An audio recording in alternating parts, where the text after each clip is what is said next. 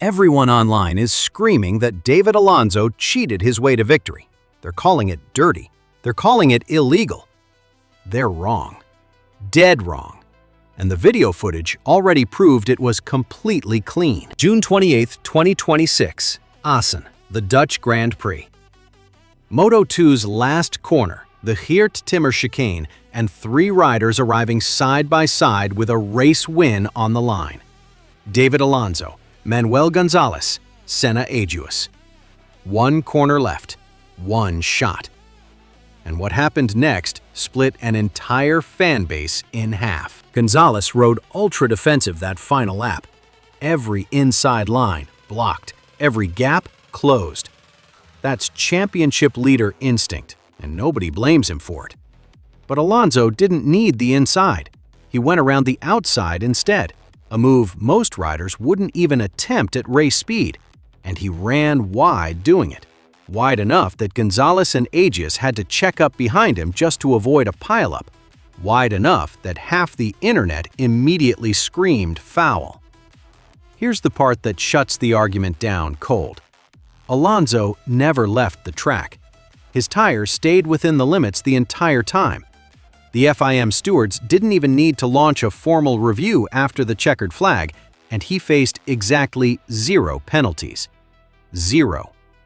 That's not a technicality. That's the rulebook, applied.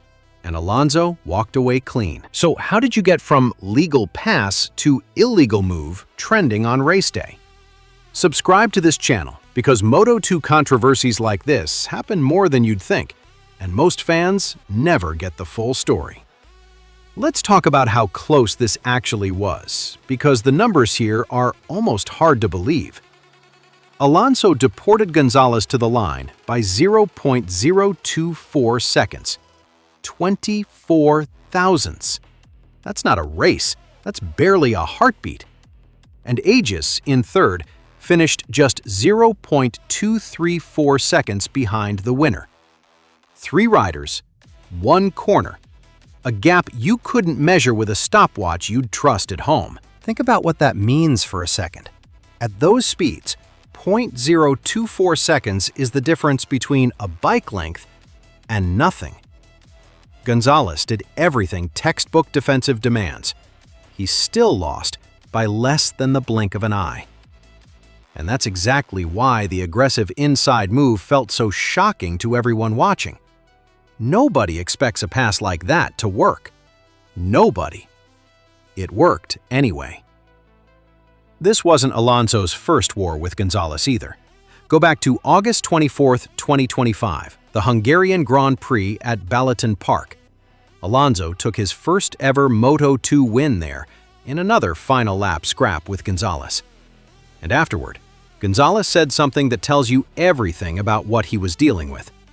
He admitted these riders coming up from Moto3 fight differently, fiercer. He said Supersport never prepared him for it. Read that again. The championship leader, on record, saying the young guns coming out of Moto3 fight in a way he wasn't used to. That's not a throwaway comment. That's a warning he gave the paddock 10 months before Assen. And nobody listened. So Gonzalez knew exactly what kind of rider he was up against, and he still went ultra-defensive at Assen instead of adapting. That decision cost him the race. But it didn't cost him the championship, and that's where this story gets bigger than 1 corner. Because right now, Manuel Gonzalez sits on 185.5 points. He leads second-place Izan Guevara by 37.5 points. That's not a lead, that's a cushion the size of an entire race weekend. 1 brutal final corner loss at Assen barely put a scratch on it. Which raises the real question everyone should be asking. If Gonzalez can lose like that and still be this far ahead, how dominant was his season before Alonso even showed up? And here's where the story turns uglier. This isn't Gonzalez's first brush with controversy this year, or last year for that matter. October 6, 2024, Indonesian Grand Prix, Mandalika. Gonzalez crosses the line in second place, celebrates it, earns it on track. And then technical inspectors go through his bike after the race and find something that shouldn't have been there. Non-homologated ECU software. Unauthorized. Illegal by the actual rulebook, not by angry fans on social media. He got disqualified. 20 championship points gone, just like that.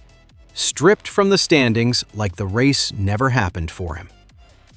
Now sit with that for a second, because the contrast is brutal. Gonzalez lost points to an actual rules violation, a software infraction, involving an older, non-homologated ECU software version. Alonso lost nothing, because his outside pass at Assen broke 0 rules. One of these riders had a real integrity problem in 2026. It wasn't the one getting called a cheat on social media in 2026. If that contrast is landing for you right now, hit like. It genuinely helps get this in front of people still repeating the wrong version of this story. So why did fans and even rival teams call Alonso's move illegal if the stewards cleared him? Because it looked reckless. Because riding around the outside of a chicane at race pace, tires inches from the edge, is the kind of image that triggers outrage before anyone checks the actual regulations. It looked like chaos. It looked like a rider risking 3 bikes and 3 careers for 1 win. But looking dangerous and being illegal are not the same thing. And Moto2 fans conflated the two in real time, on a race day, with adrenaline still pumping through every comment section. That's the gap between perception and rule enforcement. And it's exactly why this controversy spread so fast. Outrage travels quicker than a steward's inquiry ever will. Now, zoom out, because the timing on all of this matters more than people realize. Alonso didn't just win at Assen out of nowhere. He broke a 30-race pole position drought at the Czech Grand Prix just before it, then backed that up with consecutive poles heading into Assen. That's not a lucky weekend. That's a rider peaking at the exact moment career stakes are highest. And the stakes really are that high right now. July 2026, and the paddock is reshuffling fast. Daniel Holgado already signed to move up to MotoGP with Gresini Ducati for 2027. Alonso is heavily linked to HRC. Gonzalez and Agius are fighting each other for the last open Tech 3 KTM seat.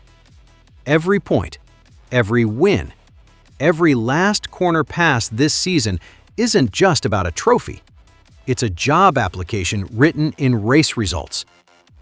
That's why Assen wasn't just a battle for the checkered flag. It was Alonso telling every team watching that he's ready for the next level, and telling Gonzalez directly that a 57.5-point cushion doesn't mean safety.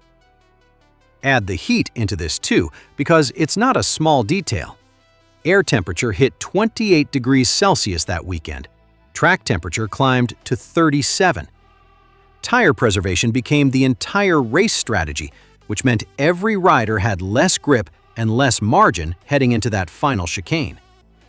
Alonso pulled off his outside pass with less rubber to spare than a cooler race weekend would have given him, and he still stayed inside the limits. That's not luck. That's control. Under pressure, with the tires already fighting him. So here's where this leaves Moto2 heading into the rest of the season. Gonzalez still leads. He still has the points cushion. But he's now the championship leader with a disqualification on his record from last year and a last corner loss this year that exposed exactly how he handles pressure when a rider like Alonso shows up uninvited. Alonso, meanwhile, just proved he can win legally at the absolute limit of what the rules allow, in front of every team deciding who gets promoted next season. This rivalry isn't cooling down. It's escalating, corner by corner, and the next race could decide who's still fighting for a championship and who's fighting for a MotoGP seat instead. If this story pulled you in the way it pulled in everyone at Assen, like and subscribe, because this Moto2 season is nowhere near